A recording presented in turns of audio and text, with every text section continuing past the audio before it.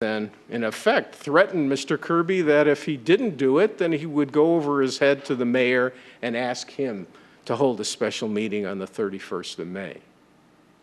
Such vigorous support for a PAC that had zero endowment, zero donations, not even any prospects of same, no naming rights, no private large investments. That is generally the case with principally all of the performing arts centers in this country, except Carmel.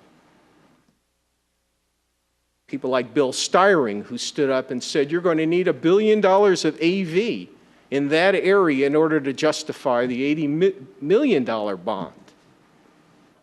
Or an individual like Charles Sampson, who's also sitting in this room today, who documented the fact that in Indianapolis there isn't the kind of support for the arts based on the numbers that would justify even an expenditure of that amount.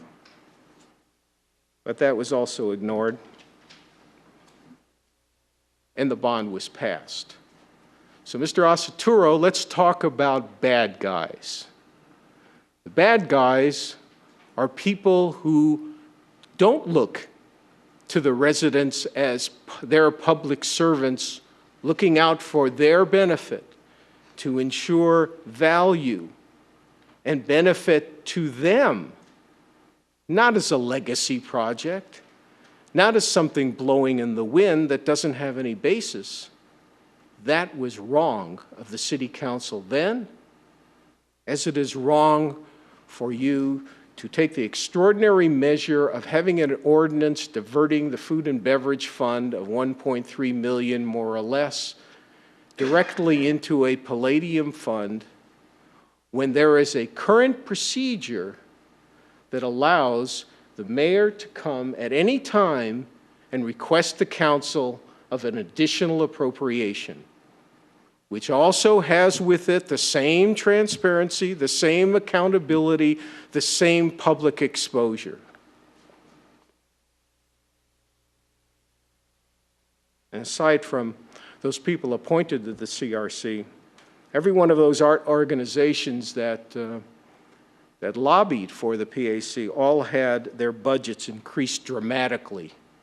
I wonder why. So I believe that the council should be continually serious about that CRC and not let it go. It should be passed.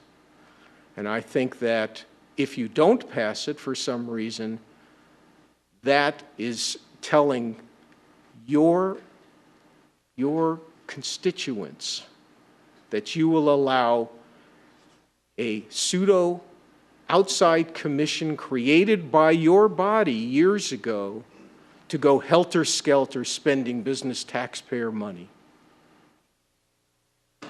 I only wish that you would also defeat the F&B ordinance. And as far as the budget is concerned, as far as I've been made to understand, that has to be finished by the last day of this month. I might be wrong, but I think that's correct. And it's October the 4th. You have 27 days.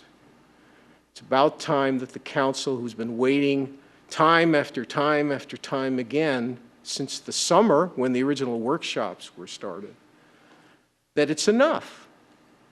If the mayor doesn't want to make the cuts, and I can understand why he doesn't want to make them, because there is an election coming up in 7 months.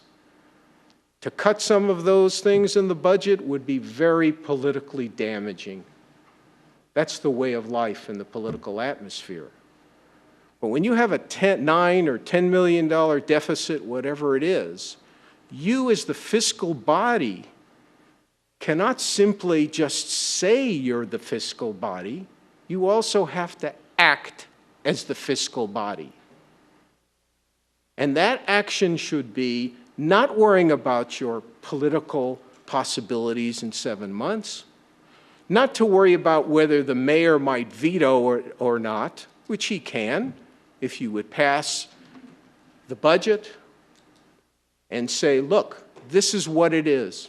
There's a $9 million deficit. That's what the budget's going to be, $9 million less than what you presented. Now it's your turn to make sure that the cuts are made so as to comply with our wishes, the fiscal body. And I can say this, that if you're going to just sit on it, week after week, playing musical games with this, then nothing is going to be accomplished. Like, for example, Mrs. Snyder, who says that she doesn't want to touch the rainy day fund. Mrs. Snyder, I'm with you all the way. But a rainy day fund is for an emergency. This is an emergency. And some of that should be allocated for this purpose. Not all of it, but some of it should be, in order to cut down the budget. The police and fire pension, I wouldn't touch with a 10-foot pole. There is no way of telling whether the state will turn around and require municipalities to fund pensions again. You can't touch it. But it has to be done. And I will tell you that the people in Carmel, and I have been around this city, as all of you well know, for the last 3.5 months, and I am hearing the sentiment of the people in respect to this mayor and in respect to this council.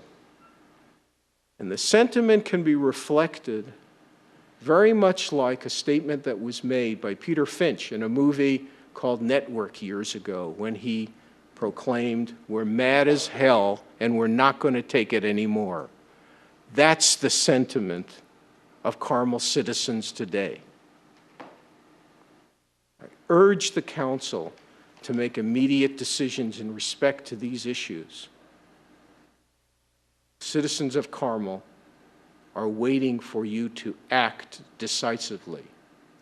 It's about time. Thank you. Thank you. That concludes item 5 on our agenda. Moving on to item 6.